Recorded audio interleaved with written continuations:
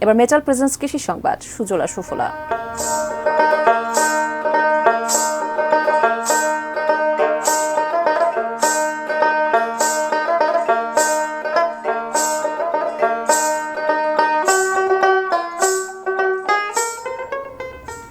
তীব্র দাবদাহ বয়ে যাওয়ায় ঝরে পড়ছে আম ও লিচুর গুটি। এ অবস্থায় আম লিচুর আশানুরূপ ফলন হয়নি, তাই দুশ্চিন্তায় বাগান মালিকরা। রাজশাহী জেলার ম্যাঙ্গো ক্যালেন্ডার অনুযায়ী বুধবার থেকে গুটি আম গাছ থেকে পাড়া শুরু হয়েছে।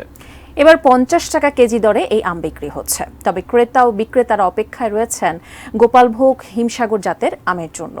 বৈরী আবহাওয়া ও সন্ত্রাসী তৎপরতার কারণে দুর্ভোগে বান্দরবানের আম চাষিরা বাধ্য হয়ে গাছের কাঁচা আম বিক্রি করে দিচ্ছেন তারা। লিচু সমৃদ্ধ পাবনায় ইতোমধ্যে বাজারে উঠেছে দেশি লিচু। বোম্বাই, চায়না ও মুজাফফরে লিচুর পরিচর্যায় ব্যস্ত সময় পার করছেন চাষিরা। তবে এবছর টানা দাবদাহ ও শিলাবৃষ্টিতে লিচুর উৎপাদন কম হয়েছে। বাগান মালিকদের আশঙ্কা, এবার আশানুরূপ মুনাফা পাওয়া যাবে না।